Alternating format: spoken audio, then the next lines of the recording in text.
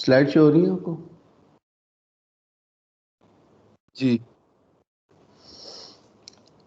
अच्छा, second order system, कल हमने फर्स्ट ऑर्डर सिस्टम को डिस्कस किया था, टाइम रिस्पांस एनालिसिस उसका, और उसके कुछ पैरामीटर डिफाइन किए थे। अब सेकंड ऑर्डर सिस्टम में जो नंबर ऑफ पैरामीटर्स हैं वो फर्स्ट ऑर्डर में तो सिर्फ एक फ्री पैरामीटर था, एक ही एक्सपोनेंशियल पोल की लोकेशन थी जो फ्री पैरामीटर था, याद है आपको, जिसकी बेस पे हमने कुछ पैरामीटर डिफाइन किए थे। लेकिन सेकंड ऑर्डर सिस्टम में सेकंड ऑर्डर पॉलिनॉमियल है डिनोमिनेटर में, इसलिए इसका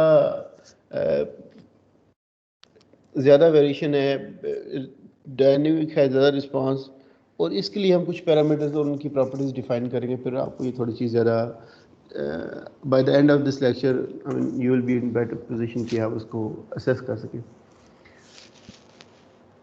यूनिट स्टेप रिस्पांस अगर आपने लेना है किसी सिस्टम का, तो आपको उसको यूनिट स्टेप इनपुट करें। मेरा एक पॉइंट ये है कि हम कहना ये चाह रहा हूँ कि आपने किसी सिस्टम का स्टेप इनपुट दें। अगर सिस्टम को आप स्टेप इनपुट देते हैं, यानी 1 और s इनपुट देते हैं सिस्टम को, तो जो उसका आउटपुट रिस्पांस आएगा CS, उसको हम कहते हैं स्टेप रिस्पांस या यूनिट स्टेप रिस्पांस। ठीक है,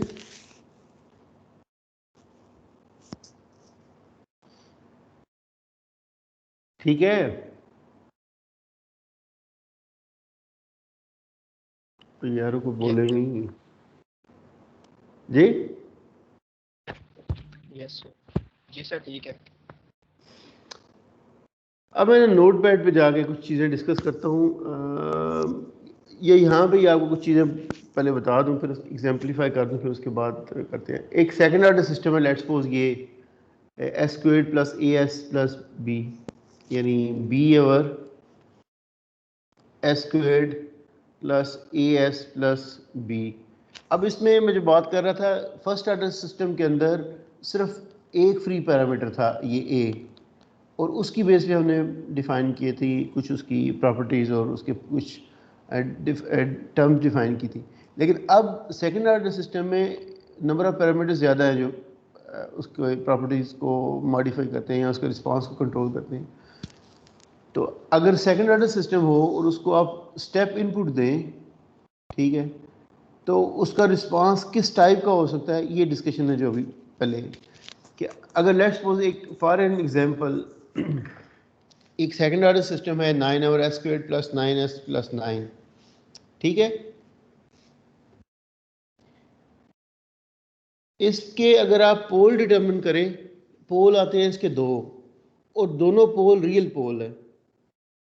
रियल पोल मींस के एस प्लेन के ऊपर, एस प्लेन में, एस प्लेन का मैं आपको कल बताया भी था, ये रियल पार्ट है सिग्मा और ये इमेजिनरी पार्ट है जे ओमेगा। तो इस पर्टिकुलर एग्जांपल के जो पोल्स आते हैं दोनों रियल आते हैं, दोनों पोल्स रियल एक्सिस पे आते हैं, कम्प्लेक्स पोल नहीं है। कम्प्लेक्स पोल होता तो फिर उसकी कुछ इमेजिनरी कंपोनेंट भी आना था उसका, ठीक है। Yes sir. और इसके जो पोल दो आ रहे हैं वो ये वाले आ रहे हैं, यानी s² प्लस 9s प्लस 9। इसका क्वाड्रेटिक फार्मूला से आप कंप्यूट करेंगे तो आपके पास जो पोल दो आएंगे वो -1.14 और -9.85 आ रहे हैं। अब दोनों पोल रियल पोल हैं, ठीक है। और जब मैं इसको कल इस वैल्यू से एक टर्म डिफाइन की थी, अगर आपको याद हो, मैं वो ना पूछता हूँ, मुझे लगते हैं सारे लोग रोज़ा रख के अभी तक उठे नहीं हैं। रोल नंबर किससे पूछूं, कोई खुद ही वॉलंटियर करके बता दे। ये पहले जो लेट आए हैं ये, इनमें कोई बताए पहले 8, 10, 11, 20 में। CR आप खुद लेट हैं। सर मैं लेट नहीं हूँ, मैं क्लास का वेट कर रहा था, पता ही नहीं अच्छा, चला। किस सर तरह जी वेट कर रहे 49 मिनट पे आपने बात सुना, सर जी 49 मिनट पे आपने ना क्लास शुरू की है। अच्छा, अब हमें चले क्या भाई, पता लगे कि आपने सारे 40 मिनट सच्चे शुरू हो, करनी है, 50 मैं अब मिनट क्या शुरू कहूँ करनी है। उसमें। आप ठीक मैसेज है, कर दिया करें सर, मुझे पता लगे कि भाई। जी सर। अच्छा मुझे ये बताएं, चलें अब यही बता दें कि ये जो पोल की लोकेशन है रियल एक्सिस पे, इसको हमने एक टर्म, इससे हमने एक टर्म डिफाइन की थी, उस टर्म का क्या नाम था?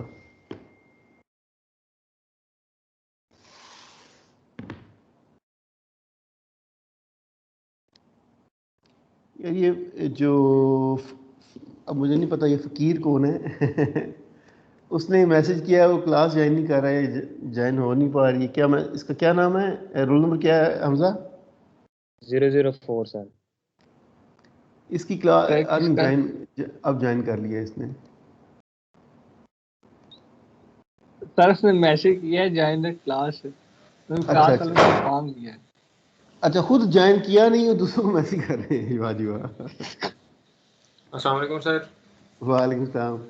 आपने खुद क्लास ज्वाइन नहीं की और दूसरों को कह रहे क्लास ज्वाइन करें। नहीं सर, मुझे भी अचानक ये शो है तो मैंने कहा जैसे इसको नहीं पता वो भी आ रहा है। आप लोगों को पहले प्रिपेयर होना चाहिए। मैं कोई 5 मिनट 10 मिनट पहले पूछा हमजा से क्लास है, तो कोई नहीं है ना, अब खत्म हो गई है, कहते क्लास कोई नहीं है, सर खत्म हो जी गई है। नहीं हम सर, सवा हम सब ग्यारह कुछ छोड़ के बैठे हुए थे बजे के लेकिन आ प्रिपेयर नहीं थी है रही, यार शो नहीं सर। थी हो रही।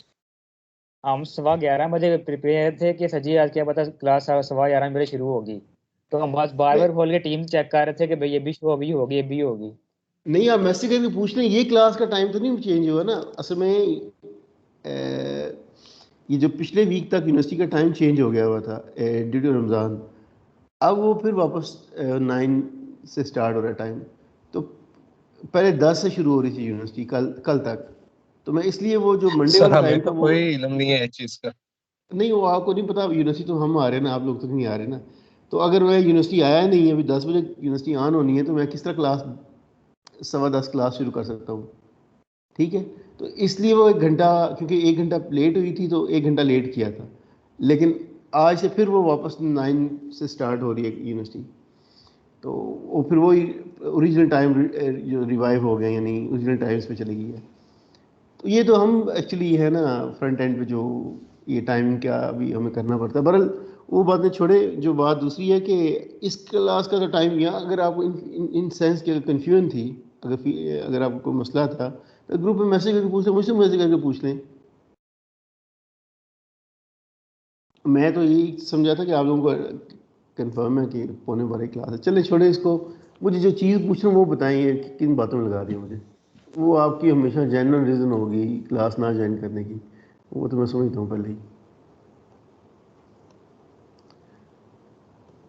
बताएं 04 रियल एक्सिस पे एस प्लेन में पोल की लोकेशन को हमने एक टर्म से रिलेट किया था, ये एक टर्म डिफाइन की थी इसकी, इससे उस टर्म को क्या कहते हैं? कल मैंने बात की थी इस पे। पोल के रिलेशन से सर? हाँ जी, रियल एक्सिस पे पोल की लोकेशन से हमने एक टर्म डिफाइन की थी। कल का लेक्चर किसने पढ़ा है? कोई ईमानदारी से बताया यार, रोज़ा रखा हो सब ने। चलो आज ही सच बोलेंगे ना। सर जी किसने मैंने एंड से पढ़ा हुआ है। एंड सर से जी क्या अभी हुआ ये तो? भी रिकॉर्डिंग सर जी खत्म की है, सारी रिकॉर्डिंग सुनी है आपकी। तो क्या उस टर्म को कहते हैं? सर जी टर्म का तो नहीं पता सर जी, ये बाकी ये 0 पोल्स का पता है सर। अच्छा वैसे मैं सर एक चीज़ थोड़ा सा बताऊं, हिंट दे दे। मेरी एक सर बात थोड़ा सुने। सा सर हिंट हिंट दे दे, दे। सर हिंट दे दें, सर हिंट दे। मैं वो देता हूँ, मैं बोलता हूँ, लेकिन पहले मेरी एक बात सुने। अगर आपने कल की क्लास ली है और उसके बाद फिर आप दोबारा लेक्चर सुन रहे हैं, मेरा रिकॉर्डेड लेक्चर सुन रहे हैं, दिस मीन्स कि आप क्लास अटेंटिवली अटेंड नहीं करते। मुझे सर फील हो रहा जी है कि मैं ना, मेरी बात सुन लें, क्लास मेरी में कंप्लीट। कभी कभी डिस्टॉर्शन होती है सर जी, कभी आपका नेट खराब, कभी हमारा नेट खराब, कभी हमें मेरी जाना बात पड़ेगा यार, कभी। जी मेरी सर। बात तो कंप्लीट करने दे मुझे। मैं आपकी सुनता हूँ बात सारी, लेकिन मेरी बात तो कंप्लीट करने दे पहले। मैं ये कह रहा हूँ कि अगर आप लोगों ने रिकॉर्डिंग भी बार बार सुननी है, तो फिर लाइव क्लास लेने का क्या ऑब्जेक्टिव? और दूसरे नंबर पे अगर आप रिकॉर्डिंग सुनना ही चाहते हैं, तो फिर मैं रिकॉर्डिंग बंद कर देता हूँ, आप क्लास अटेंड किया करें प्रॉपर। रिकॉर्डिंग करना नहीं कौन सा सर, फ़र्ज़ है कि मैं रिकॉर्डिंग लाजमी करूँ? नहीं नहीं सर, असल में जब आप लेक्चर दोबारा हम तैयार करते हैं ना, हमें कुछ चीज़ें समझनी पड़ती हैं तो दोबारा रिकॉर्डिंग सुननी पड़ती हैं, कुछ नहीं भूल रिकॉर्डिंग जाती ना हैं तो सुना इस कर, वजह से। नहीं रिकॉर्डिंग ना सुना करें, किताब पढ़ा करें, बुक पढ़ा करें। ये सबसे बड़ा मसला बुक है इस से वक्त का। बुक से मेरी बात सुनना, अब एक स्टेप समझ नहीं आ रहा तो वो फिर थोड़ा सा ना गाइड करना लेनी पड़ती है गाइडेंस रिकॉर्डिंग से। नहीं, अगर आप लोगों का लेक्चर रिवाइज ना आपने किया हुआ, आइंदा से मैं क्वेश्चन पूछा मैं जवाब ना दे, यही हाल हुआ, मैं रिकॉर्डिंग बंद कर दूंगा, कुछ एक दो लेक्चर रिकॉर्डिंग बंद कर दूंगा ताकि आप लोग क्लास अटेंटिवली अटेंड किया करें। क्योंकि डेड, बिल्कुल डेड होता है मेरे सामने से, इस तरह लगता है कि मैं रेडियो पाकिस्तान पे बैठा हूँ और बोलता जा रहा हूँ बोलता जा रहा हूँ, और आगे ऑडियंस जो है वो यानी इंटरेक्टिव नहीं है। अगर आप समझना चाह रहे हो या समझ रहे हो तो आपके क्वेश्चन रेज होंगे, आपके कोई क्वेश्चन रेज होंगे, एक्सेप्ट एक दो बंदे का जो बड़े प्रोमिनेंट है, क्योंकि प्रोमिनेंट इस तरह का मुझे पता है इन दोनों क्वेश्चन या तीन कोई बंदे पूछेंगे, बाकी सारी क्लास डेड होती है। पता नहीं क्यों मुझसे सवाल करना अच्छा नहीं लगता उन्हें, या उन्हें सवाल करते हुए शर्म आती है, या पता नहीं क्या वजह है। मैंने बात की थी रियल एक्सिस पे पोल की लोकेशन को, हमने टर्म डिफाइन की थी एक्सपोनेंशियल फ्रीक्वेंसी।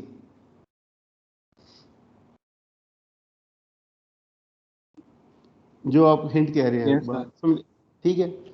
तो एक्सपोनेंशियल फ्रीक्वेंसी बेसिकली, अब दो डिफरेंट पोल्स की लोकेशन है तो दो डिफरेंट एक्सपोनेंशियल फ्रीक्वेंसीज हैं।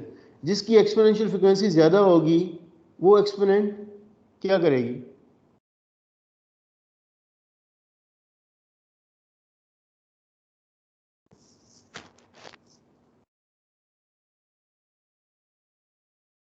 पता नहीं क्या करेगी। इसकी एक्सपोनेंशियल जल्दी डिके करेंगे सर। जिसकी एक्सपोनेंशियल फ्रीक्वेंसी ज़्यादा होगी मीन्स कि ये अगर देखें ना, -7.85 मीन्स इसकी ये एक्सपोनेंट है, ये एक्सपोनेंट की वैल्यू लिखी हुई है e माइनस 7.845t। ये कुछ कांस्टेंट मल्टीप्लाई कर रहा है लेकिन कांस्टेंट को छोड़ें, जो इस एक्सपोनेंट की फ्रीक्वेंसी है वो हाई है। जो अगर t की एक वैल्यू होती है, चलो इसको इस तरह समझें, एक्सपोनेंट है ना e minus some value, let's suppose 7t। अब इसको प्लॉट करते हैं, किस तरह करते हैं कि t की वैल्यू लेते हैं, t0 t1 और इसी तरह इंडिपेंडेंट एक्सिस की वैल्यू लेते जाते हैं 1 2 3 4 and so and so fourth. अगर t की वैल्यू 0 लें तो 0 आएगा, तो e0 मीन्स 1। अगर t की वैल्यू 1 लेंगे तो e माइनस 7 आएगा। -7 की वैल्यू e माइनस 7 की वैल्यू करेंगे तो कंप्यूट करेंगे बड़ी स्मॉल वैल्यू आएगी। अगर ये 7 ना होता तो e माइनस 1 आता, e माइनस 1 की वैल्यू ज़्यादा आनी थी। इसी तरह अगर आप 2 करेंगे तो -14 की e माइनस 14 आएगा, उसकी वैल्यू और बहुत कम आएगी। तो ये फास्ट डिके करेगी एक्सपोनेंट कंपेयर टू दी इस एक्सपोनेंशियल, यानी this exponential frequency e minus 1.14। मेरी बात समझ आ रही है आपको? Yes sir. तो अब ये दोनों एक्सपोनेंट ने सब्ट्रैक्ट करना है। देखें ये नेगेटिव साइन है और ये ऐड हो रही है, ये दोनों यूनिट स्टेप में से ये ऐड हो रही है और ये सब्ट्रैक्ट हो रही है। तो रिस्पांस और रिस्पांस जो बनेगा वो इस तरह का बनेगा, ये जो ब्लू में प्लॉट हुआ है, ठीक है। लेकिन इस एक्सपोनेंट का जो एक्सपोनेंशियल फ्रीक्वेंसी है बहुत कम है, ये बहुत डिले में जाके, बहुत लेट जाके डिके करेगी, नियर टू ज़ीरो जाएगी। तो इसलिए ये जो रिस्पांस है नियर इन्फिनिटी जाके 1 होगा, और अप्रॉक्सीमेटली नियर टू 1 आएगा, ठीक है। इस टाइप के सिस्टम को हम कहते हैं अवर डैम्ड सिस्टम। इसकी मैं एक और तरह एग्जाम्पलीफाई करता हूँ इसको। पहले ये तो मैथमेटिकल एग्जाम्पल के साथ है ना, इसको मैं फिजिकल भी एग्जाम्पलीफाई करता हूँ। मैं नोट पैड पर ये बात करता हूँ फिर वापस आता हूँ इस पर, क्योंकि वहाँ पे वो चीज़ रह जाती है, यहाँ पे वो डिलीट कर देता हूँ। लेकिन चल रिकॉर्डिंग आप देखते हैं उसमें तो रहेगी। मूविंग कॉइल इंस्ट्रूमेंट पढ़े हैं आपने? Yes sir. क्या होते हैं मूविंग कॉइल इंस्ट्रूमेंट? सर इसमें कॉइल मूव करती है और वैल्यूज देती है हमें।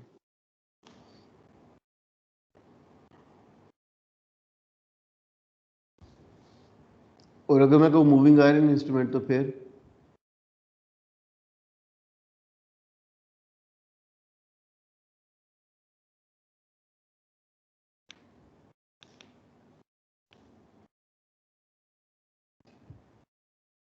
चले छोड़े, जो भी, मैं किस डिस्कशन में वो डिस्कशन नहीं करनी मैंने। वो तो आपने मेरी इंस्ट्रूमेंट पढ़ा होगा, आपको पता ही होगा। वो फिर आपके पास जो एक गिल्वेनोमीटर है, या गिल्वेनोमीटर में क्या होता है कि एक कॉइल होती है, और कॉइल एक स्पिंडल पे लगी होती है। स्पिंडल समझते हैं ना? जी सर। Yes, sir. एक स्पिंडल पे कॉइल लगी होती है इस तरह।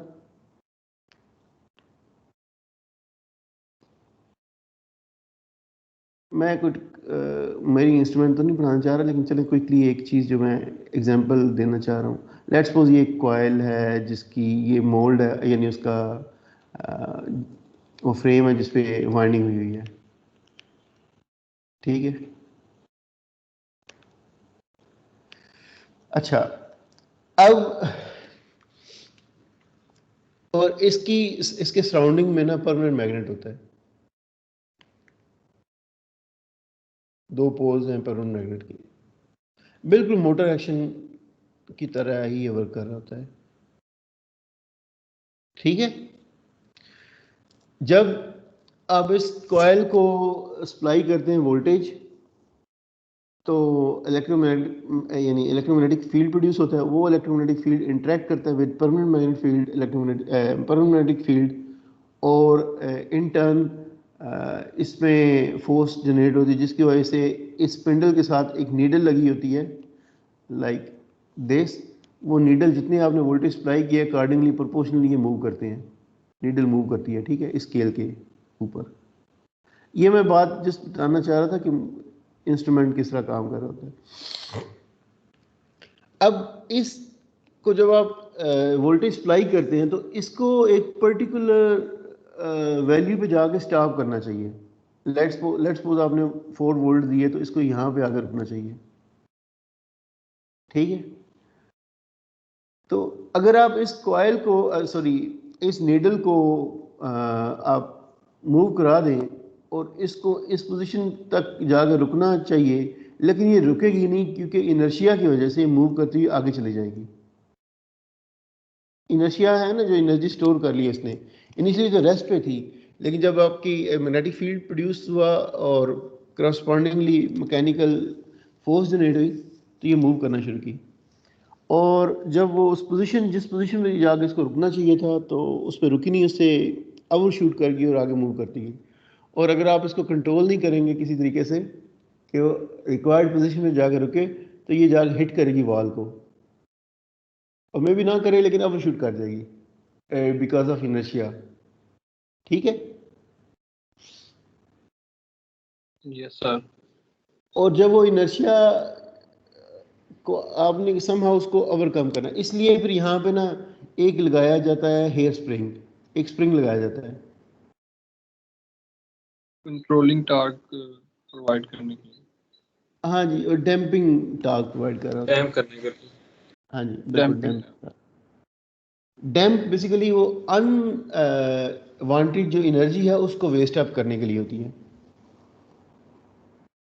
जो एनर्जी आप वेस्ट करना चाह रहे थे। तो ये स्प्रिंग क्या होगा, ये अगेंस्ट दी जो अगर ये इसकी मोशन या मूवमेंट है इस डायरेक्शन में, इसका डायरेक्शन ऑफ टॉर्क ये है, तो ये एंटी टॉर्क प्रोवाइड करेगा और उसको कंट्रोल करने की कोशिश करेगा कि वो एक, तो जितनी ज़्यादा ये फोर्स होगी करस्पॉन्डिंगली, ये एक फिक्स्ड फोर्स एंटी टॉर्क है, जितनी ये फोर्स होगी उसके करस्पॉन्डिंगली ये जाके किसी एक पोजीशन में रुक जाएगा और ये उसे ओवरशूट नहीं करने देगा स्प्रिंग, ठीक है। ये सारी बातें बताने का मतलब ये है, अगर आप स्प्रिंग कोफिशिएंट ज़्यादा कर दें, यानी स्प्रिंग बहुत टाइट कर दें या बहुत स्ट्रांग किस्म का स्प्रिंग लगा दें, फिर अगर वही 4 वोल्ट देते हैं, तो ये मे भी यहाँ पर ना जाए और दरमियान में या कहीं पहले रुक जाए, ठीक है। और इस लोकेशन में जाने के लिए मे भी इसको ज़्यादा वोल्टेज चाहिए, फिर ये 4 वोल्ट की जिसको आपने स्केल की डिफाइन की है वहाँ पर जा पाए। तो किया क्या हुआ है, आपने जो डैम्पिंग टॉर्क है वो ज़्यादा कर दिया हुआ है आपने। हमें इसे बड़ा अप्रोप्रिएटली सेलेक्ट करना होता है कि डैम्पिंग टॉर्क इतना ज़्यादा हो और ना कम हो कि वो प्रॉपरली मूव कर सके। तो जब आप सिस्टम को डैम्पिंग टॉर्क प्रोवाइड करते हैं, तो ये कंसिडर करना होता है कि सिस्टम का अगर डैम्पिंग टॉर्क बहुत ज़्यादा हो, तो उस तरह के सिस्टम को हम कहते हैं ओवर डैम्प्ड।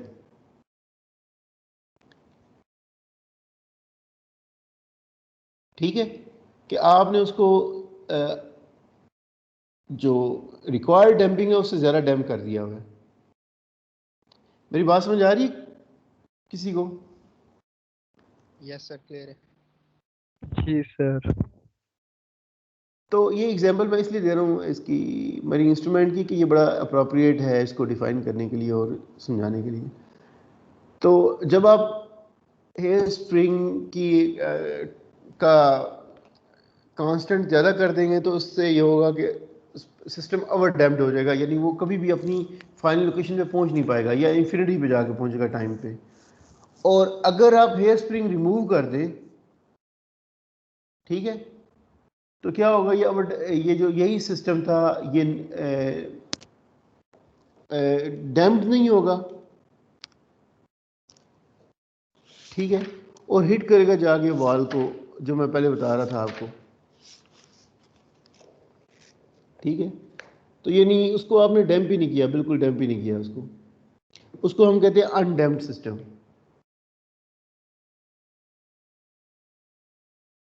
ठीक है, मैं वापस अब लेक्चर स्लाइड विजन, ये मैं एग्जांपल इसलिए दी ताकि आपको कोई उसका आइडिया हो जाए जो मैं वहाँ पे मैथमेटिकल टर्म डिफाइन कर रहा हूँ। स्लाइड शो हो रही है आपको? Yes sir. इसी तरह अगर आपके दो रियल पोल हों, ये बात अब एक जनरल है, जब भी दो रियल पोल हों और सेपरेट रियल पोल हों, इंडिविजुअल रियल पोल हों, यानी ये ना हो कि एक ही पॉइंट पे दो रियल पोल एग्जिस्ट कर रहे हो, यानी दो इंडिविजुअल रियल पोल हो। मेरी बात समझ आ रही है आपको? Yes sir. तो वो सिस्टम सेकंड ऑर्डर सही है। System Yes, sir. हमेशा वो सेकंड ऑर्डर सिस्टम हमेशा ओवर डैम्प्ड होता है। ठीक है, कौन सा दोबारा बता दें? अगर दो रियल पोल हों, टू सॉरी ये नहीं ये टू रियल पोल हों अगर, ठीक है, तो उसका जो रिस्पांस आएगा सिस्टम का वो बेसिकली हमेशा ओवर डैम्प्ड होगा। ठीक है, ओवर डैम्प्ड रिस्पांस आएगा उसका। और जो इसमें मैं कल आपको एक और बात बताई थी, इसको हम क्या कहते हैं, ये रिस्पांस को और इस रिस्पांस को क्या कहते हैं हमजा? सर एक होता है ना natural response. Natural response,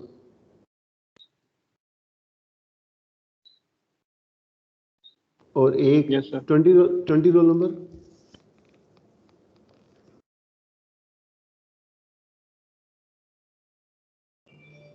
yes sir. एक नेचुरल रिस्पांस और दूसरा कौन सा रिस्पांस है? सर जो इनपुट देते हैं वो फोर्स रिस्पांस। हाँ जी, ये काफ़ी सारे लोगों ने लेट ज्वाइन किया। चलो यार, ये मैं आज तो आपको फिर कह रहा हूँ, दोबारा कह रहा हूँ, आइंदा से इस तरह किया, मैं सारा सेमेस्टर इस तरह गुजर जाएगा कहते कहते, सारा सेमेस्टर यही कहते गुजर जाएगा कि आप टाइमली ज्वाइन किया करें क्लास। और फिर आप असल में आपको ये है ना कि जी रिकॉर्डिंग है, बाद में सुन लेंगे लेक्चर। मैं आइंदा से ना रिकॉर्डिंग ऑफ कर दूंगा और कुछ वीक चलने दूंगा रिकॉर्डिंग के बगैर, ताकि आप लोग अपने आप को मेंटेन करें। इस तरह सही नहीं है। और फिर मैं नोटपैड की फाइल भी शेयर नहीं करूंगा। सर जी फिर तैयारी कैसे करेंगे? तो अब आप अभी क्या कर रहे हैं? अभी आप पढ़ के सर, समझ के ऐसा नोट यार नहीं कर सकते? मेरी बात है, अब मैं अगर लिखूंगा तो फिर तो समझूंगा कैसे? साथ साथ सुन रहे हैं, साथ साथ समझें फिर और लिखूं लिखिए भी फिर साथ। लेक्चर नहीं ना नोट होगा। नहीं, लेकिन जो आप अभी कह रहे हैं ये भी तो सही नहीं ना। अभी कोई तकरीबन, अभी देखिए काउंट करें, कोई 10 लोग हैं जो लेट ज्वाइन किया हुआ जिन्होंने, ये अटेंडीज के अलावा ये देखिए प्रेजेंटर एक दो में बच्चे 10 की लोग। वजह से तो एक दो बच्चे की वजह से बाकी तो फिर नहीं, अब 10 लोगों हाँ। को पता नहीं लगा क्लास शुरू होनी है और लेट आना है आपने। 10 से भी ज़्यादा है बल्कि, 10 अराउंड। सर वो कुछ तो 3-4 मिनट बाद ही ज्वाइन कर लिया था आपने, अटेंडेंस नहीं बनाया। नहीं 3-4 मिनट बाद ज्वाइन किया यार, नहीं किया। 50 मिनट पे तो मैंने कहा है दूसरों को, उस वक्त तो कोई भी नहीं था, एक शायद हो, शायद एक हो, पता नहीं कोई था या नहीं, लेकिन मेजॉरिटी ने बाद में ज्वाइन किया है, 5 मिनट के बाद ज्वाइन किया है। 2 मिनट तो मैं लेट हो गया क्लास स्टार्ट करते करते, क्योंकि नेट कनेक्ट नहीं हो रहा था यूनिवर्सिटी का। चले अच्छा वापस आए, जो डिस्कशन कर रहा था उस पर, कि इसको हम कहते हैं फोर्स रिस्पांस और ये नेचुरल रिस्पांस। तो जब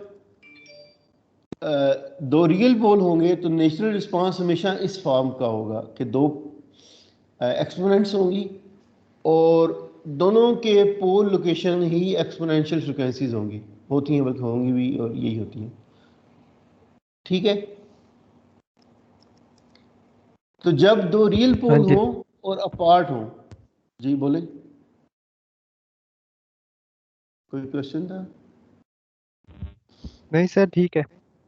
अच्छा, जब दो रियल पोल हों और दोनों पोल्स अपार्ट हो, मींस के सेपरेट पोल्स हों, इन दैट केस सिस्टम हमेशा ओवर डैम्प्ड होगा। ठीक है, ये आप एक्सपेरिमेंटली भी चेक कर सकते हैं। अगर आप डिफरेंट वैल्यूज लेके डिफरेंट सेकंड ऑर्डर सिस्टम लें और उनके दो पोल डिटरमिन करें, अगर रियल पोल आएंगे, दो distant real pole, in that case हमेशा सिस्टम ओवर डैम्प्ड होगा।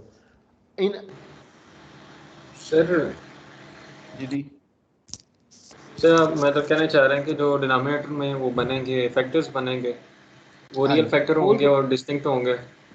हाँ जी, दो रियल पोल होंगे। तो अब पोल तो समझते हैं ना, ये दो फैक्टर, डिनोमिनेटर में दो फैक्टर आएंगे जो आप फैक्टर कह रहे हैं। मैं अब उनको अप्रोप्रिएट टर्म के साथ डिफाइन कर रहा हूँ ना, अल्फ़ा 1 और अल्फ़ा 2 लेट्स सपोज। तो दो रियल पोल हैं।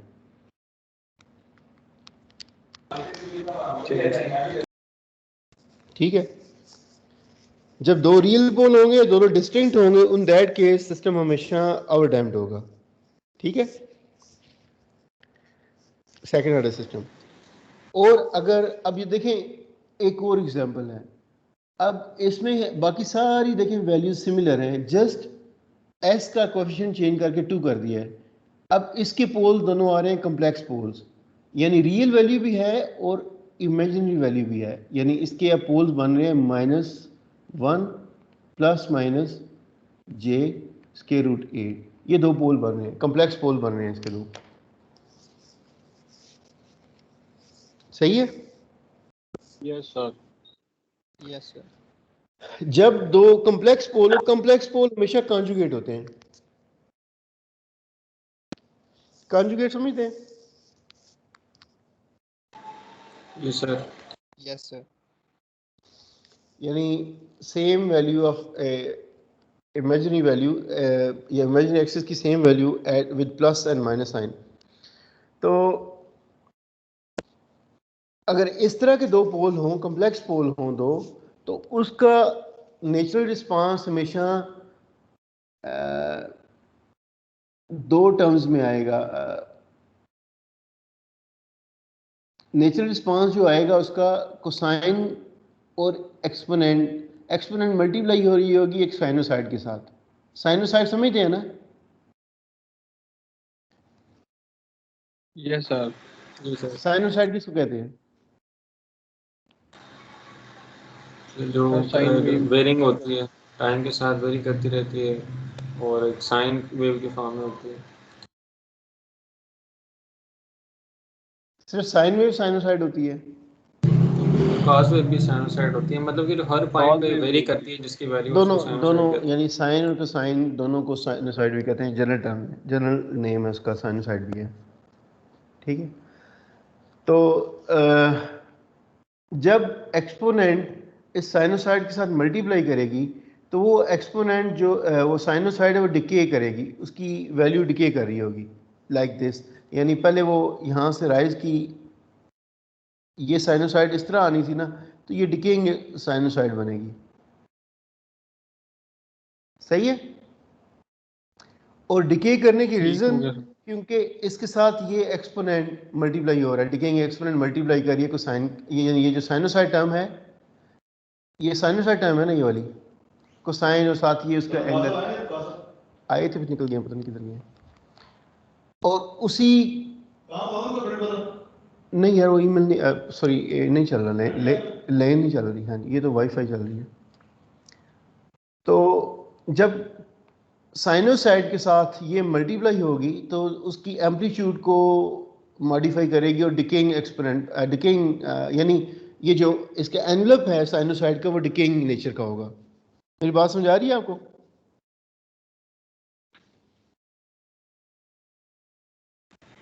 Yes no sir. सर। अच्छा नहीं समझ आई, मैं दोबारा रिपीट करता हूँ। अच्छी बात है, ये तो अच्छी बात है ना कि यार आप लोग मुझे कहें कि नहीं समझ आई। और मुझे ज़्यादा खुशी होती है कि अगर आपको समझ नहीं आई, जानबूझ के नहीं, अगर आपको समझ नहीं आई और आप कहें कि सर नहीं समझ आई, ये उससे ज़्यादा खुशी होती है इन कंपेयर टू दी कि आप कह दें कि मुझे समझ आ गई है। मोस्टली वो समझ नहीं आई होती, इसलिए तो आपको दोबारा सुनना पड़ता है। तो ये ज़्यादा बेहतर है कि आप ओपनली कहें, इसमें कौन सी शर्म है। कहते हैं एक कहावत है कि जब आप पढ़ें तो बच्चों की तरह पढ़ें। वो इसलिए कि बच्चों को कोई फॉर्मेलिटी नहीं देखते कि किस तरह सवाल पूछना है, किस लेवल का क्वेश्चन पूछना है या ये, लेकिन वो एक इंटेंशन तो नहीं होती चाहिए कि वो जानबूझ के वो एक लास्ट क्लासेस में एक स्टूडेंट था, वो जस्ट ना चाह ये रहा होता है कि भाई टाइम कंज्यूम हो, सर बड़ी स्पीड से आगे जा रहे हैं, हम थोड़ा इनकी स्पीड कंट्रोल करें। वो पता तो मुझे फ़ौरन लग जाता है कि कौन किस नेचर से या किस इंटेंशन से अपने आप कोई बदनाम उसने किया था कि ऐसी इंटेंशन शो करके। जो मैंने करवाना होता है वो तो मैं करवा के जाऊंगा, वो आप जल्दी कर ले लेट करें तो वो पॉसिबल नहीं है कि आप लोग यानी समहाउ स्किप कर जाएं। तो जो पढ़ाना है आज मैंने सोचा वो तो मैं पढ़ा के जाऊंगा। तो इसलिए बेहतर ये होता है कि क्वेश्चन ज़रूर पूछें और जो नहीं समझ आई साथ साथ पूछें। तो इससे ये होगा कि आप इंटरेक्टिव भी रहेंगे और समझ भी रहे होंगे। जब आप बिल्कुल नहीं बोलते, मेजॉरिटी लोग नहीं बोलते, बिल्कुल नहीं बोलते, और अब ये तो कभी भी नहीं हो सकता ना कि आप लोग यानी अरस्तू पैदा हुए हो और सारी बातें आपको पहले ही पता हो। जब स्टूडेंट हैं समझ नहीं आए हैं तो फिर समझे, सही तरह समझे, फिर क्या है इसमें शर्मिंदगी। और ये बहुत बड़ा मसला है जिसकी वजह से हम लोग सीख नहीं पाते कि हम क्वेश्चन नहीं पूछते और हम छुपते रहते हैं या शर्म करते हैं। हालांकि शर्म करने के लिए और बहुत सारी जगह हैं। Yes sir. क्वेश्चन पूछने में कौन सी शर्म होनी चाहिए? लो जी ये लाइट ऑफ हो गई है, ये रोल नंबर 21 की लाइट ऑफ हो गई है, पता नहीं, शुक्र है उसकी जान छूट गई है मुझसे। आज एब्सेंट लगाऊंगा, इसकी लाइट ऑफ रोज हो जाती है, मोबाइल पे अटेंड करते हैं और लाइट ऑफ हो जाती है। अच्छा चलो छोड़ें इस बात को। मैं ये बात कर रहा था वो ये कि कम्प्लेक्स पोल्स होंगे ना, तो कम्प्लेक्स पोल का मतलब ये है कि एक कंपोनेंट उसका इमेजिनरी है और एक रियल है, ठीक है? Yes sir. जो इमेजिनरी कंपोनेंट है वो बेसिकली जब कम्प्लेक्स पोल होते हैं तो आपके क्या आता है, कम्प्लेक्स वैल्यू जब एक्सपोनेंट में जाएगी, लेट्स सपोज -1, जो पोल की लोकेशन है उसने एक्सपोनेंट में जाना है, -1 प्लस माइनस j²√8, ठीक है? अब इसको आप दो एक्सपोनेंट में डिवाइड नहीं कर सकते, e-1 into E plus minus j²√8 कर सकते हैं ना, इस तरह स्प्लिट कर सकते हैं इस यस एक्सपोनेंट सर। को, सही है? Yes yes sir. Yes sir. अब ये जो ई जे थीटा एक जनरल ईलर रिप्रेजेंटेशन है कि ई जे थीटा हो तो that is equal to the cosine theta, अगर ये प्लस साइन है प्लस जे साइन थीटा,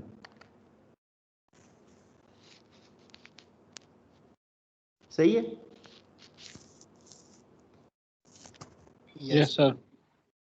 तो अब इसी को मैं अगर करता स्प्लिट करता तो ये e-1 into cosine √8 plus minus j sine √8, यही बनना था ना? जी सर। Yes sir. और बेसिकली यही चीज़ आपको यहाँ पे नज़र आ रही होगी, वो टर्म्स को सिंप्लीफाई किया हुआ कुछ यहाँ पे, लेकिन जनरल में रखूँ तो बेसिकली यही टर्म बनती है वो, ठीक है?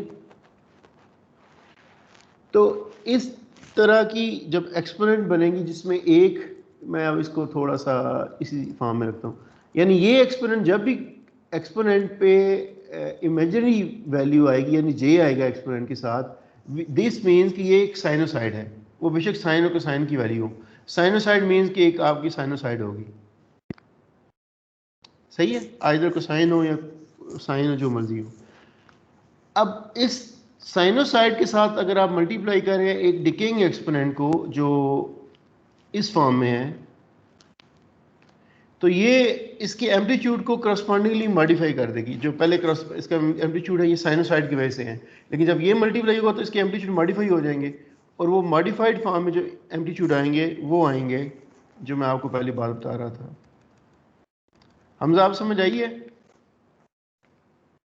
जी सर समझ आई। सर ये जो आपने साइनोसाइड वेव बनाई थी जी जी, वो किधर गई? वो मैं रिमूव कर दिया है, बस मैं क्योंकि समझाने के लिए नोट पैड पे वो तो करता हूँ, फिक्स रहती है।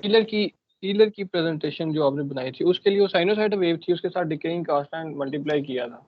हाँ जी बिल्कुल, जो ईलर ठीक हो। रिप्रेजेंटेशन है ना, ईलर रिप्रेजेंटेशन ई जे थीटा, हाँ जी ये होती है कोसाइन थीटा प्लस, अगर यहाँ पे प्लस माइनस हो, प्लस माइनस यानी जो भी साइन होगा करस्पॉन्डिंगली यहाँ पे वो साइन आ जाएगा, जे साइन थीटा, यानी complex exponent is always a sinusoid। ठीक हो गया, सही ठीक है, सही।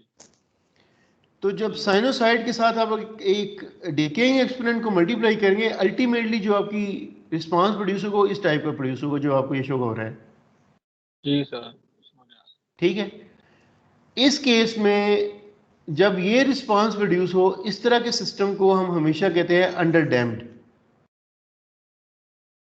और इसको मैं फिर ठीक हो। दोबारा जाके ना उसी मीटर की जो एग्जांपल है उसके साथ रिलेट करता हूँ। ये मैसेज क्या है मुझे, सर 5% बैटरी रह गई है और लाइट बार बार डिस्टर्ब कर रही है। आपने पहले ईयर लेट आना होता है, ये जो रोल नंबर है ना 22, मैं इनकी ये एटीट्यूड जो है ना मुझे बड़ा कंसिस्टेंट लगता है, बल्कि अभी सुन भी रहे हैं। आप आते हमेशा लेट हैं, एक बात, दूसरे नंबर पे कोई ना कोई आपका ना एक्सक्यूज़ होता है। अब ये आपकी एक रिप्रेजेंटेशन मेरे माइंड में बन गई हुई है। 22 रोल में नाम क्या है आपका?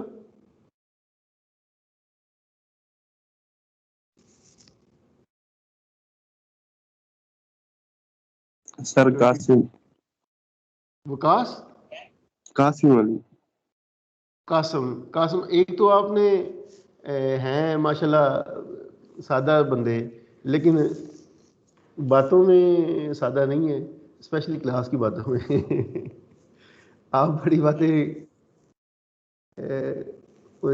डायरेक्टली डाइजेस्ट नहीं हो सकती जो बातें आप मुझे बताते हैं। सर लाइट तंग कर रही है। आज बैटरी नहीं खत्म होने दे, मोबाइल पे आप अटेंड कर रहे हैं क्लास पहले नंबर पे? यस सर मोबाइल पे अटेंड। हाँ, मुझे अपनी अब तस्वीर तो दिखाई यार, मैं आपको देखूँ, मैं एक महरूम ना रह जाऊँ। पता नहीं अगला सेमेस्टर भी शायद इस तरह निकल जाए। दो ही तो मैं सब्जेक्ट नॉर्मली जो फिक्स पढ़ाने होते हैं, एक ये सेमेस्टर का और एक नेक्स्ट सेमेस्टर का, और अगर इसी तरह चलता रहा तो शायद फिर तो आपको मौका ही ना मुझे मिले आपको देखने का। कासिम, एक दफ़ा अपनी शक्ल तो दिखाएं मुझे। सर अभी रूम में अंधेरा बहुत। कर ले, हैरी कोई नहीं, मैं अंधेरे में देख लूंगा।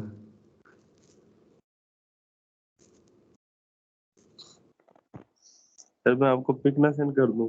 नहीं नहीं नहीं नहीं, मैं लाइव देखने जा रहा हूँ जी।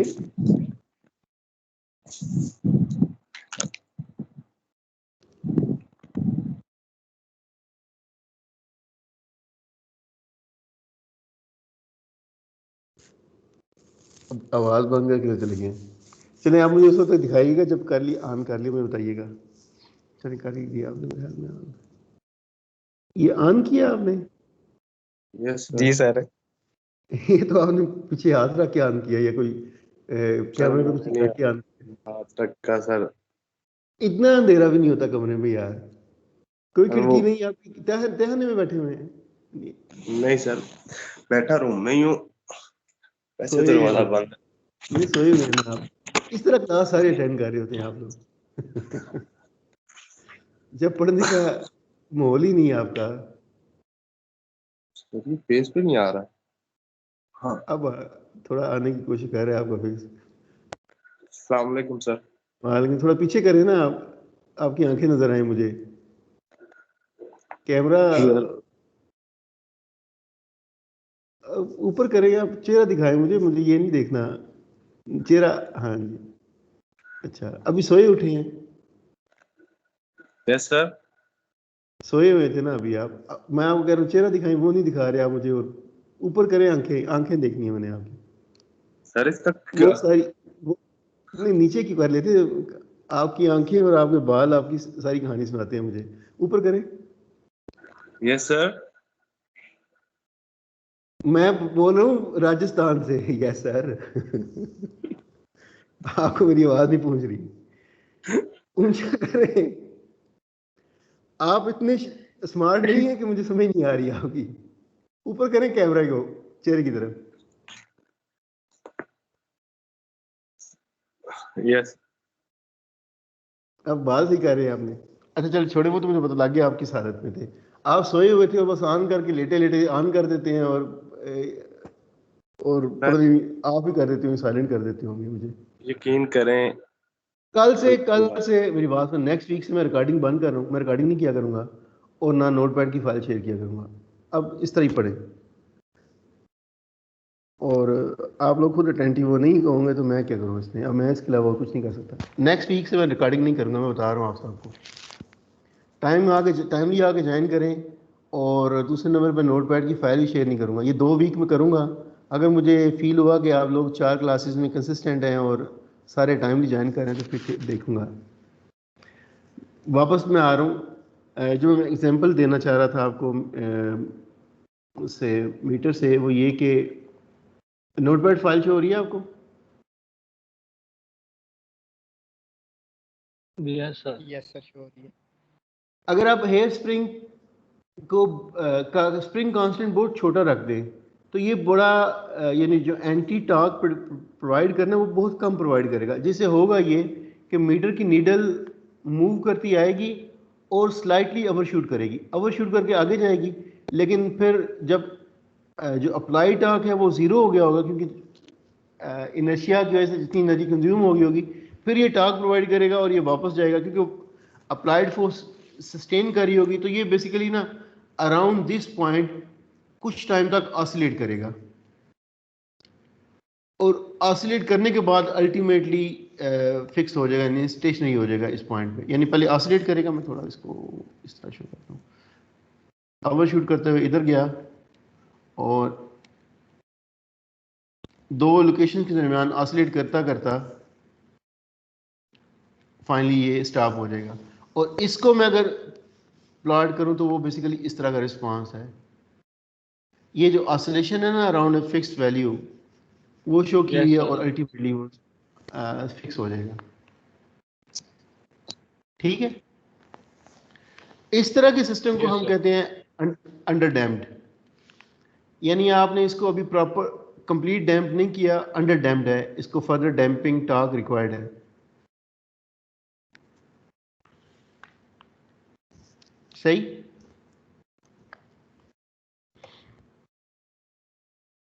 Yes sir.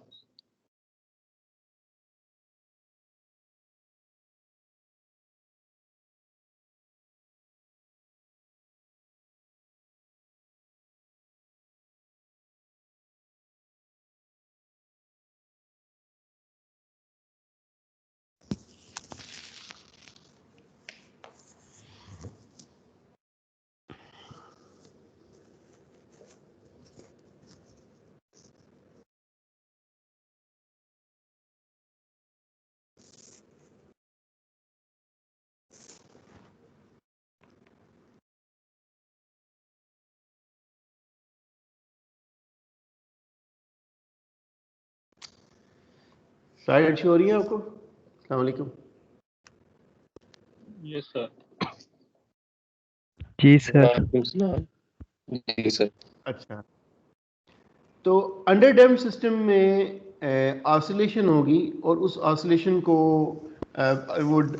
वो डाई आउट हो जाएंगी, वो फिनिश हो जाएंगी ऑसिलेशंस आफ्टर सर्टेन टाइम। ठीक है, इस टाइप के सिस्टम ये रिस्पांस उस सूरत में आएगा जब सिस्टम के कम्प्लेक्स पोल्स होंगे। अंडर डैम्प सिस्टम में ऑलवेज टू कम्प्लेक्स पोल्स होंगे, ठीक है, और उसका नेचुरल रिस्पांस जो है उसमें जो इसका रिस्पांस है अंडर डैम्प सिस्टम का, इसमें टू टाइप्स की फ्रिक्वेंसीज होगी। एक इसके अंदर एक्सपोनेंशियल फ्रिक्वेंसी होगी, वो रियल पार्ट ऑफ पोल है, ठीक है, और एक इसके अंदर नेचुरल फ्रिक्वेंसी होगी। नेचुरल फ्रिक्वेंसी कहते हैं जो कॉम्प्लेक्स पोल की लोकेशन है, ठीक है। Yes sir. तो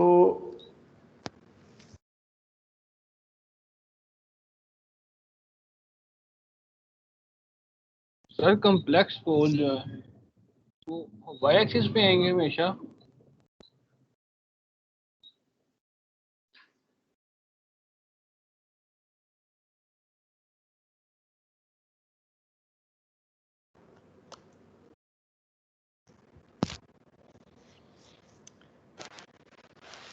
डैम्प्ड ऑसिलेशन फ्रिक्वेंसी इसलिए कहते हैं, या डैम्प्ड नेचुरल फ्रिक्वेंसी इसलिए, डैम्प्ड फ्रिक्वेंसी इसलिए कहते हैं कि उसके साथ एक्सपोनेंशियल फ्रिक्वेंसी मल्टीप्लाई हो रही है और एक्सपोनेंशियल फ्रिक्वेंसी ही उसको डैम्प कर रही है, यानी डिके करा रही है, ठीक है, सही है। सर कम्प्लेक्स पोल जो है हाँ जी, वो वाई एक्सिस पे आएंगे हमेशा। नहीं, कम्प्लेक्स पोल से मुराद ये होता है कि उसका रियल कंपोनेंट भी हो, रियल पोल भी हो और इमेजिनरी पार्ट भी हो, उसको कॉम्प्लेक्स कहते हैं।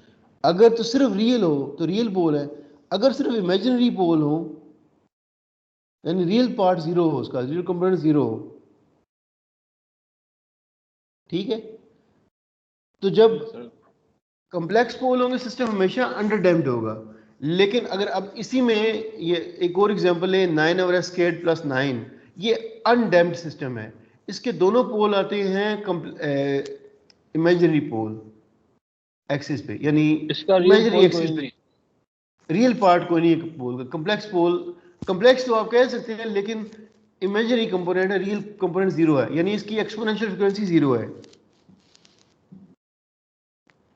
ठीक है ना। सर जब एक्सपोनेंशियल फ्रिक्वेंसी जीरो हो तो उसमें सिर्फ नेचुरल फ्रिक्वेंसी। अब जब ये ही radial frequency of oscillation imaginary axis पे होती है ना, इनको हम कहते हैं नेचुरल फ्रिक्वेंसी, ठीक है।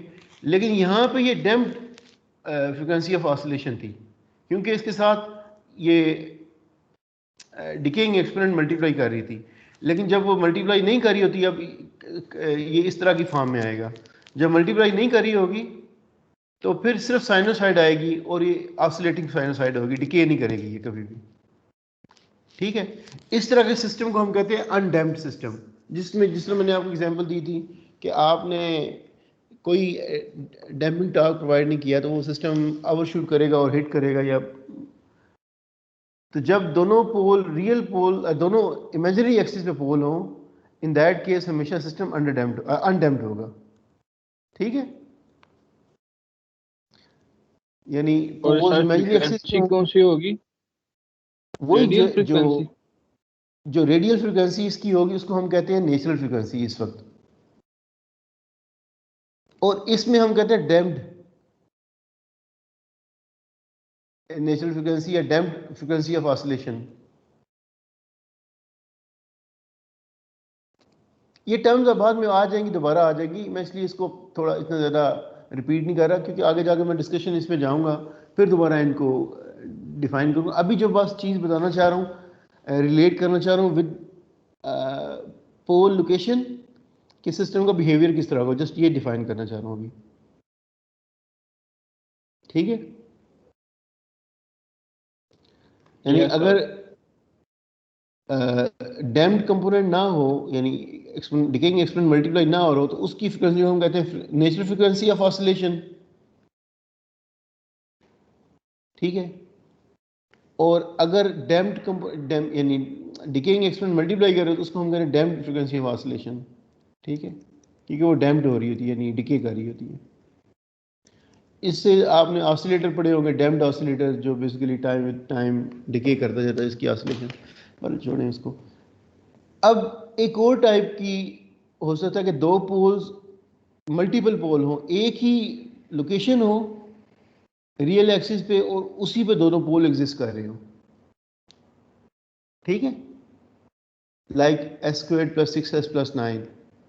जब दोनों पोल सेम लोकेशन पे होंगे तो दोनों एक्सपोनेंट सेम रेट से डिके कर रही होंगी, ठीक है, और दोनों का रिजल्टेंट जब आप सब्ट्रैक्ट करेंगे फोर्स रिस्पांस से, तो जो रिस्पांस बनेगा इस टाइप का बनेगा।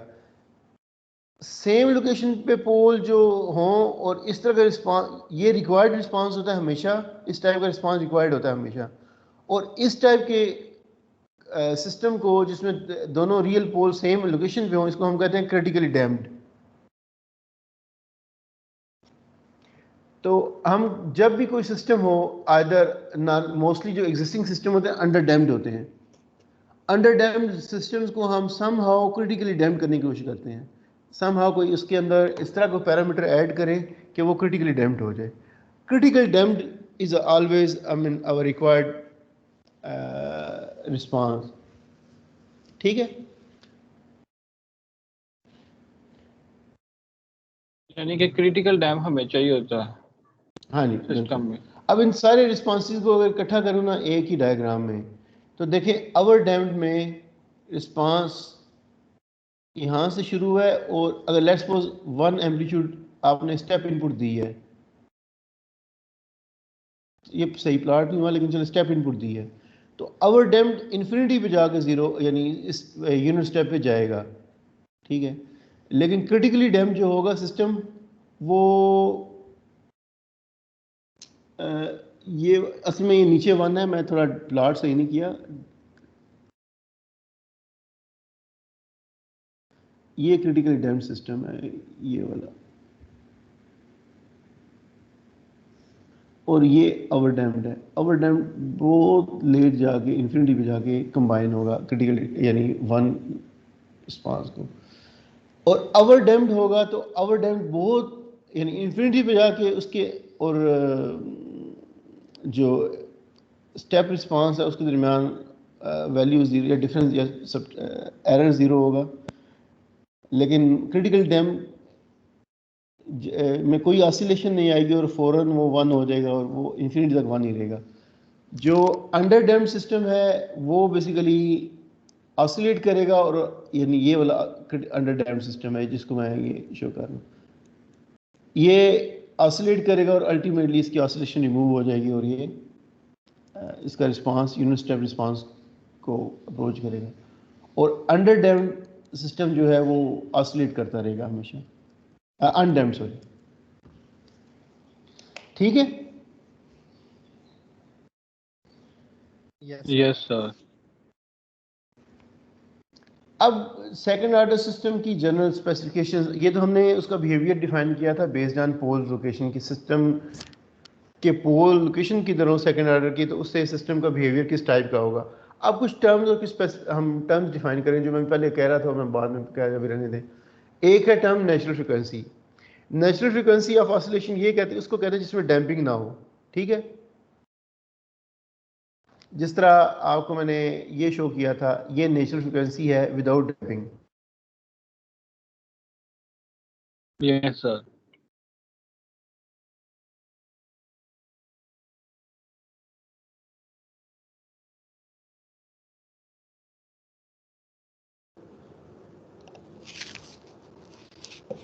अस्सलाम वालेकुम।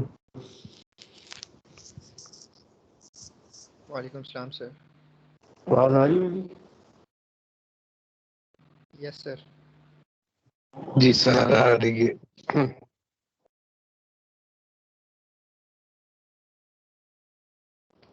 स्लाइड शुरू होगी आपको?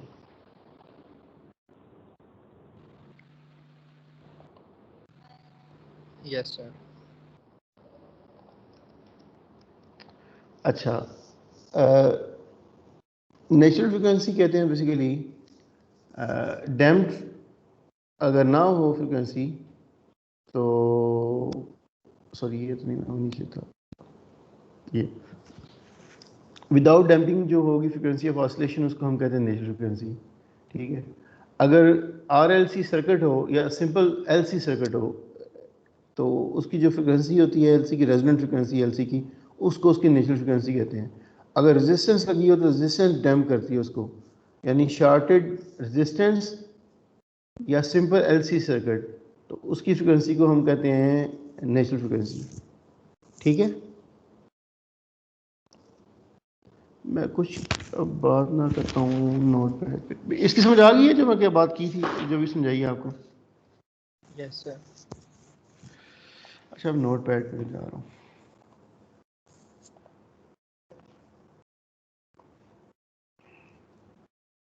नोट पैड शो हो रहा है आपको? Yes sir.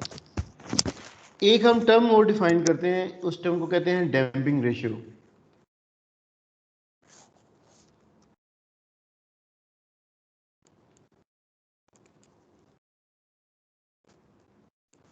Damping ratio zeta से रिप्रेजेंट करते हैं इसको। जीटा इज इक्वल टू होता है नेचुरल फ्रीक्वेंसी, एक्सपोनेंशियल फ्रीक्वेंसी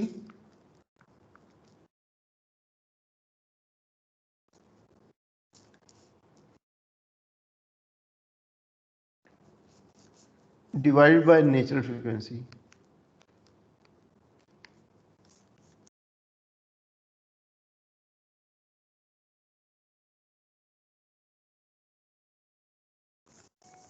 ठीक है,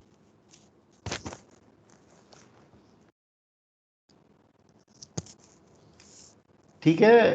तो एक्सपोनेंशियल फ्रीक्वेंसी किसके इक्विवेलेंट होती है? अल्फा के इक्विवेलेंट, यानी पोल की लोकेशन, और नेचुरल फ्रीक्वेंसी होती है ओमेगा।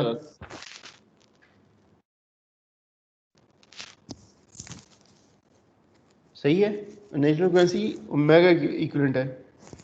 अब इनको थोड़ा सा अगर हम मैनिपुलेट करें, मैं अगर मैनिपुलेट इस तरह करूं, इसको मैं इस तरह लिख सकता हूं ना कि 1 आवर अल्फा को, क्योंकि ये रिवर्स होकर फिर अल्फा ही हो जाएगा।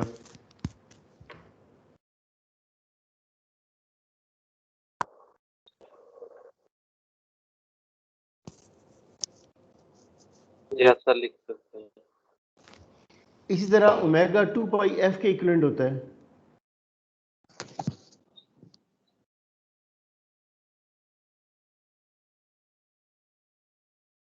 इसको अगर फर्दर मैं करूं, 1 over alpha is equal to 2 pi f होता है 1 आवर टी की इक्विवेलेंट, तो इसको 1 आवर टी लिख सकता हूं मैं।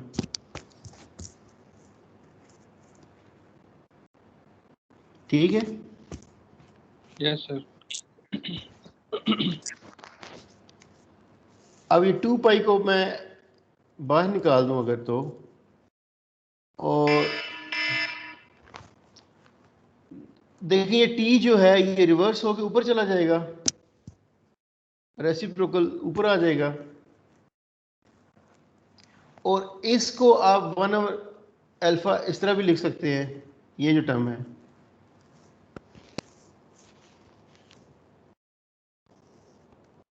Yes sir. इसमें कोई डिफरेंस तो नहीं है ना? No sir. No sir. अब इससे हम एक फर्दर डिफाइंड डेफिनेशन करते हैं कि डैम्पिंग रेशियो यानी जीटा इज इक्वल टू, ये जो नेचुरल पीरियड है, क्योंकि ये मैंने नेचुरल फ्रीक्वेंसी से एक्सट्रैक्ट किया था, तो नेचुरल पीरियड नेचुरल फ्रीक्वेंसी से natural period, sorry,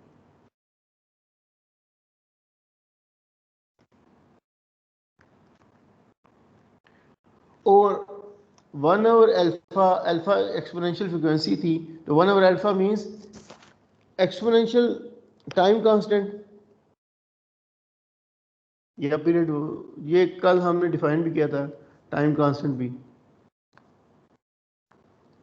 yes sir.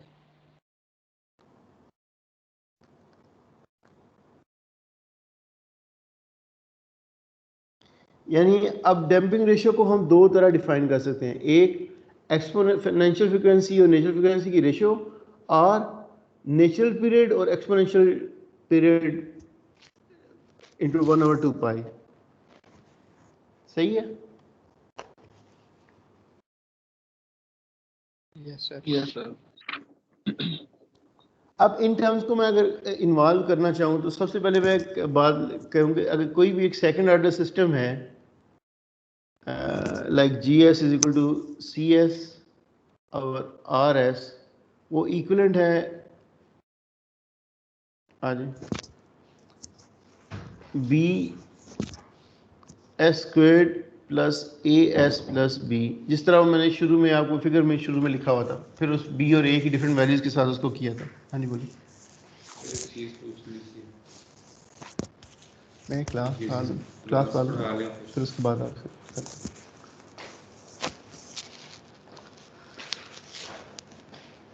ठीक है।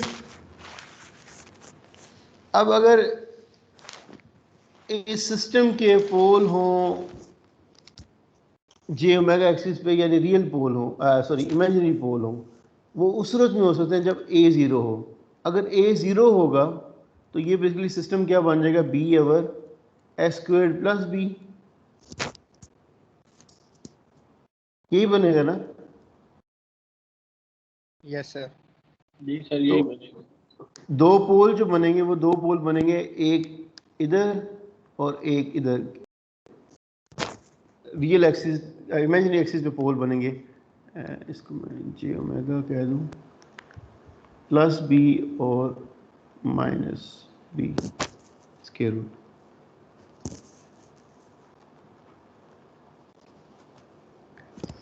ठीक है।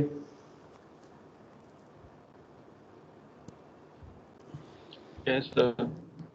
और मैंने आपको अभी एक चीज़ डिफाइन की थी, एक टर्म डिफाइन की थी कि जो ये इमेजिनरी एक्सिस पे जो वैल्यू है इसको हम कहते हैं नेचुरल फ्रीक्वेंसी, अनडैम्प्ड फ्रीक्वेंसी या नेचुरल फ्रीक्वेंसी। ठीक है ना? और नेचुरल फ्रीक्वेंसी को हम ओमेगा n से लिखते हैं, यानी नेचुरल फ्रीक्वेंसी क्या है इसकी, स्क्वायर रूट B।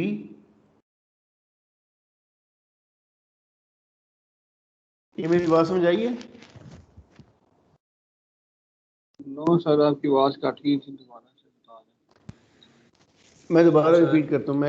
मैं कह रहा हूँ कि अगर A 0 हो तो जो आपका सिस्टम बनता है वो बनता है B और S² प्लस B।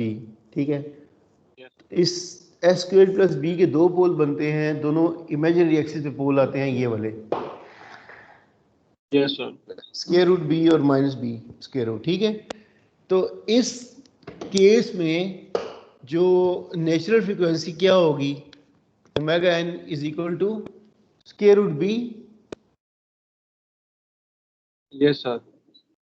ठीक है? सर और जी, इससे आप फर्दर, हाँ जी बोलें। सर ये हमें कैसे पता चला कि ये इमेजिनरी एक्सिस पे आ रही है? ये आप इसको क्वाड्रेटिक फार्मूला से कंप्यूट करके देख लें यार। S² प्लस B का पोल बना के देख लें आप, इमेजिनरी पोल बनेंगे दोनों। S² plus B equal to आप आसान तरीके माइनस। से एक आसान तरीके से मैं आपको ना इसकी एग्जांपल देता हूँ, समझ करें। लेट्स सपोज ये B तो जल्द एक अननोन वेरिएबल है ना, S² प्लस 4 के पोल बनाएं। ये इसी सूरत में ये S² प्लस 4 आता है जब S plus 2 into S minus 2 हो। नहीं प्लस 4 नहीं आता, सॉरी प्लस 4 नहीं आता, साथ J हो, सॉरी J हो साथ, उस सूरत में ये बनता है ये वाला टर्म। बाकी क्वाड्रेटिक फार्मूला से आप इसके पोल्स निकाल के भी देख लें बेशक। S प्लस 4 के दो पोल बनते हैं, दोनों 2 के ऊपर आते हैं इमेजिनरी एक्सिस पे। ठीक है? सही हो गया सर, यानी कि जो J के साथ टर्म बनेगी वो ओमेगा n बन जाएगी। हाँ जी, जो real axis sorry imaginary axis पे पोल हों और रियल कंपोनेंट 0 हो उसका, उनको उन पोल्स की उस पोल की वैल्यू को हम कहते हैं नेचुरल फ्रीक्वेंसी। ठीक है? ठीक हो। और अगर उसके साथ मल्टीप्लाई कर रहा हो या कम्प्लेक्स पोल हो और रियल कंपोनेंट भी एग्जिस्ट करो, फिर हम उसको डैम्प्ड फ्रीक्वेंसी कहते हैं ऑफ ऑसिलेशन। सही है? इससे मैं, क्योंकि मैं असल में समहाउ ये अननोन पैरामीटर्स डिटरमिन करने की कोशिश कर रहा हूँ ए और बी को, इससे मैं बी कंप्यूट कर सकता हूँ कि b इज इक्वल टू, अगर स्केयर लूंगा तो b is equal to omega n squared है, यानी नेचुरल फ्रिक्वेंसी का अगर स्क्वायर लें तो b आ जाता है। तो मैं जहाँ जहाँ एक जनरल सेकंड ऑर्डर सिस्टम लिखा था उसमें जहाँ जहाँ b आएगा वहाँ पे ओमेगा n स्क्वायर्ड लिख दूंगा बाद में, ठीक है। अब हमें समहाउ a की वैल्यू डिटरमिन करनी है। a किस तरह डिटरमिन कर सकते हैं, पहले तो हमने अस्यूम किया था 0, फिर उससे हमने ये b कंप्यूट किया। अब अगर हम समझेंगे, कंसीडर करेंगे सिस्टम अंडर डैम्प्ड है, अंडर डैम्प्ड होगा तो उसके दो पोल्स आएंगे कॉम्प्लेक्स पोल्स, और दोनों के रियल पार्ट, लेट्स सपोज दो कॉम्प्लेक्स पोल आए और उनके रियल पार्ट जो हैं वो, ये दो कॉम्प्लेक्स पोल आए, उनके रियल पार्ट हैं let's suppose at alpha over 2 पे या 2 अल्फा ओवर 2 पे, ठीक है। तो अगर अल्फा ओवर 2 पे रियल पार्ट आ रहा है मींस इसकी एक्सपोनेंशियल फ्रीक्वेंसी क्या है, या यानी exponential frequency, sorry alpha is equal to, अब ये अल्फा ही कह रहा हूँ मैं, इसलिए इसको नाम उस तरह नहीं दे रहा क्योंकि सेम वेरिएबल यूज हो रहा है। एक्सपोनेंशियल फ्रीक्वेंसी आ जाएगी इसकी अल्फा ओवर 2, और मैं डैम्पिंग रेशियो की एक टर्म डिफाइन की थी। Damping ratio is actually equal to the natural frequency और एक्सपोनेंशियल फ्रीक्वेंसी की रेशियो है। एक्सपोनेंशियल फ्रीक्वेंसी है अल्फा ओवर 2 और नेचुरल फ्रीक्वेंसी है ओमेगा n, यही है ना।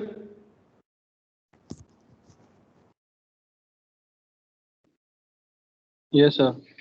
ये हम अस्यूम कर रहे हैं, ये चीज़ अस्यूम कर रहे हैं, मैं बार रिपीट कर दूं कि हम अस्यूम कर रहे हैं कि सिस्टम अंडर डैम्प्ड है और उसके कॉम्प्लेक्स पोल्स हैं, और जो कॉम्प्लेक्स पोल की एक्सपोनेंशियल फ्रीक्वेंसी है वो माइनस अल्फा बाई 2 है, ठीक है।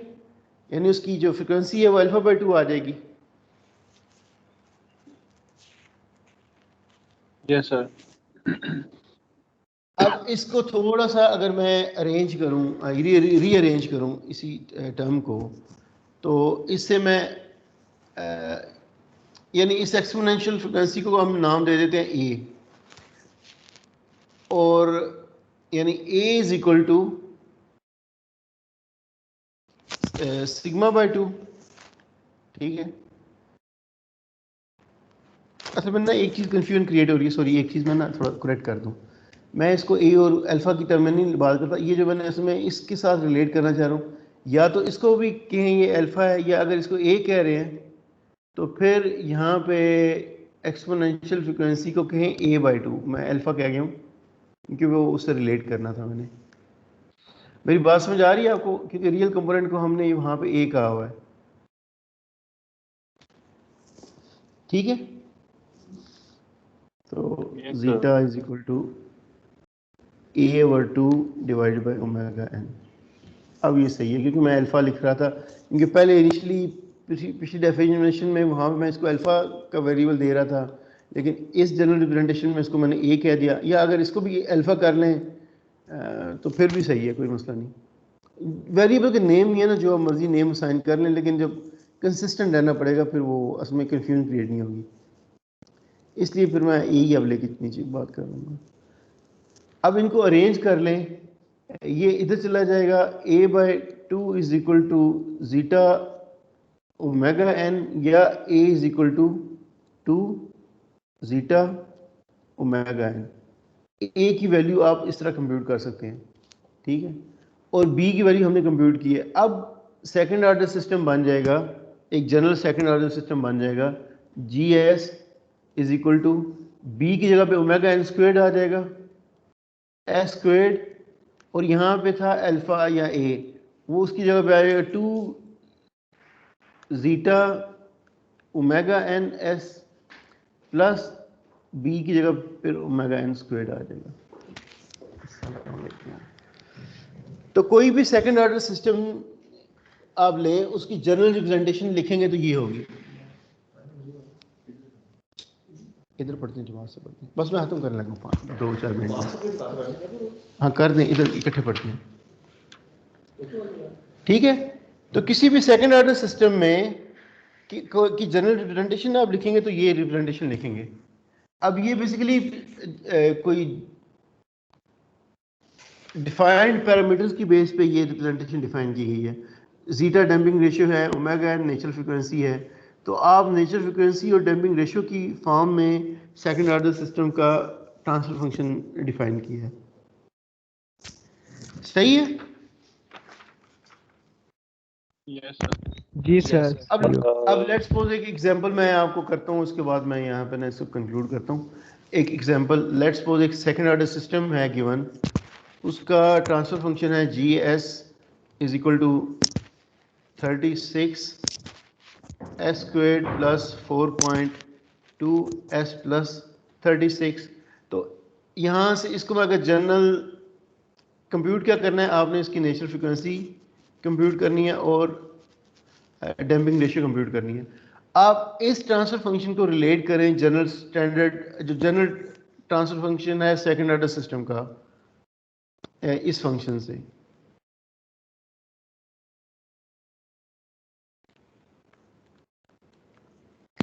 अब इन दोनों को रिलेट करें तो इस क्वाइट ऑब्वियस के omega n squared is equal to 36 है, विच मीन्स कि omega n is equal to 6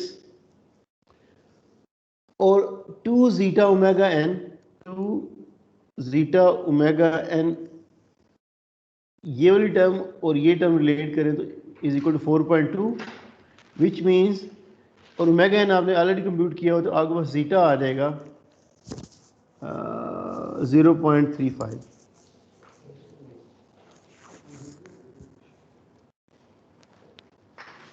ठीक है, मेरी बात समझ आ गई इसकी? ये वाली बात समझ आ गई आपको? Yes sir. जी सर समझ गए। अब मैं ना स्लाइड पे जा रहा हूँ, कंक्लूड करने लगा लेक्चर। वो एक छोटी सी चीज़ रह गई जो बतानी है आपको मैंने। स्लाइड शो होगी आपको? Yes sir. तो जनरल सेकंड ऑर्डर सिस्टम का ट्रांसफर फंक्शन इस फॉर्म में होगा और इसे अगर आप पोल कंप्यूट करेंगे तो ये पोल आएंगे इसके, ठीक है, ये वाले पोल आएंगे। अब यहाँ से हम ना फिर दोबारा सिस्टम के रिस्पांस को रिलेट करते हैं इन टर्म्स के साथ। पहले मैंने पोल्स की लोकेशन के साथ सिस्टम के रिस्पांस को रिलेट किया था, अब रिलेट करूँगा इन दो पैरामीटर्स के साथ, जीटा यानी डैम्पिंग रेशियो और नेचुरल फ्रीक्वेंसी के साथ। देखें, अगर डैम्पिंग रेशियो 0 हो, डैम्पिंग रेशियो क्या है, 0 किस सूरत में हो सकती है? डैम्पिंग रेशियो है बेसिकली रियल कंपोनेंट यानी natural frequency divided by exponential frequency divided by natural frequency. अगर एक्सपोनेंशियल फ्रीक्वेंसी 0 होगी तो डैम्पिंग रेशियो 0 हो सकती है, वरना 0 नहीं हो सकती। इसी तरह है ना?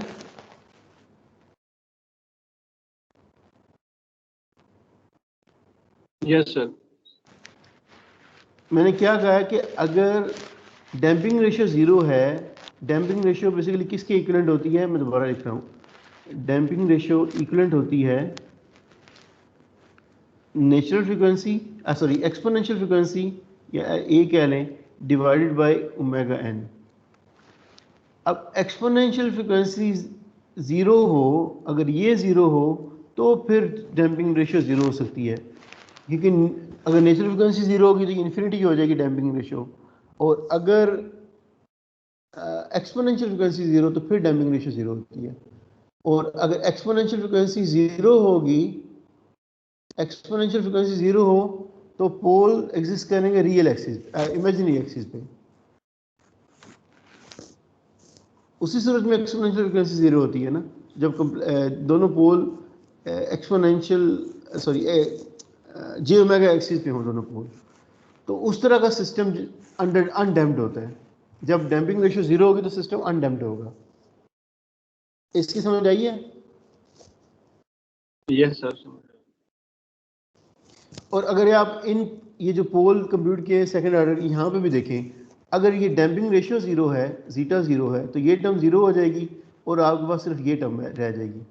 अब इस टर्म में ये टर्म भी जीटा 0 है तो 1 का स्क्वायर रूट आ जाएगा और ओमेगा एन जी कम्प्लेक्स नंबर आ जाएगा, तो ओमेगा एन सिर्फ रह जाएगा नेचुरल फ्रिक्वेंसी और दोनों पोल्स जो आपके आएंगे प्लस माइनस जे ओमेगा एन आ जाएंगे। ठीक है,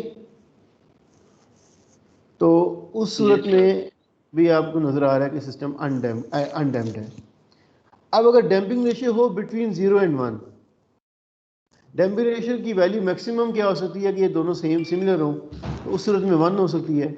और अगर दोनों की वैल्यू सिमिलर हो और डैम्पिंग रेशियो बिटवीन 0 एंड 1 हो, तो उस सूरत में सिस्टम अंडर डैम्प्ड होता है। यानी 0 और 1 की सूरत में दरमियान में उसी सूरत में हो सकता है कि इसकी भी वैल्यू और इसकी भी वैल्यू हो, और इसकी वैल्यू ए की वैल्यू स्मॉल हो ओमेगा एन से, तब वैल्यू लेस देन 1 होगी और ग्रेटर देन 0 होगी, यानी बिटवीन 0 एंड 1 होगी। ठीक है, जी सर। क्या जी सर? जब 0 और 1 के दरमियान होती है, अगर जीटा 0-1 के दरमियान होगा तो उस सूरत में सिस्टम को हम कहते हैं अंडर डैम्प्ड, क्योंकि उसके कम्प्लेक्स पोल बनते हैं। फिर कुछ वैल्यू आती है एक्सपोनेंशियल फ्रिक्वेंसी की भी और इमेजिनरी एक्सिस पे भी वैल्यू आती है, तो कम्प्लेक्स पोल होते हैं जब जीटा बिटवीन 0 एंड 1 हो, और सिस्टम उस सूरत में अंडर डैम्प्ड होता है।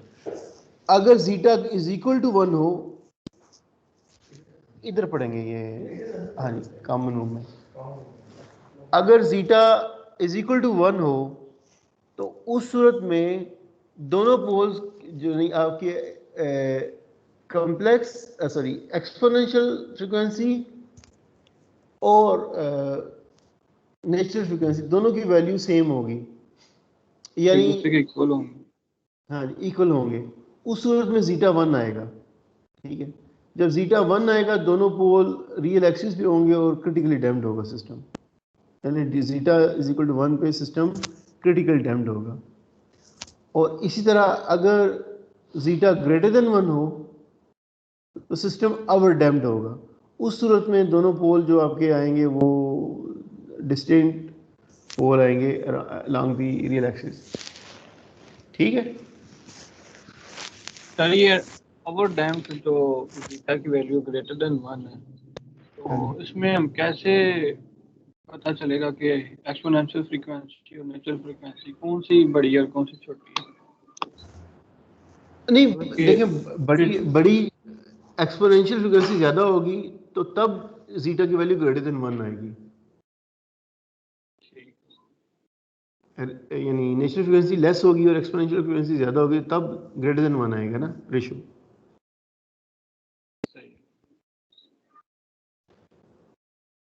तो उस तरह के सिस्टम को हम ओवरडैम्प्ड कहते हैं। यहाँ तक ही है ये वाला लेक्चर, मैं यहाँ पे ख़त्म करता हूँ। अगर कोई क्वेश्चन है तो पूछ लें, वरना मैं यहाँ पे क्लोज करता हूँ।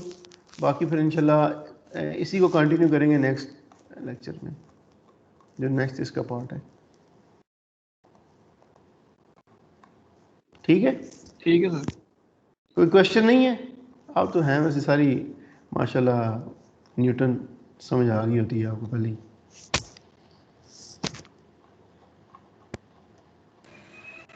ये तो मेरा शरफ है, मेरा एजाज़ है कि आप लोगों को, आप जैसे न्यूटन को जाके आगे पढ़ा रहा हूँ जिनको क्वेश्चन की ज़रूरत ही नहीं है पूछने की। ना सर, शर्मिंदा ना करें। आप मुझे शर्मिंदा कर रहे हैं ना पूछ के।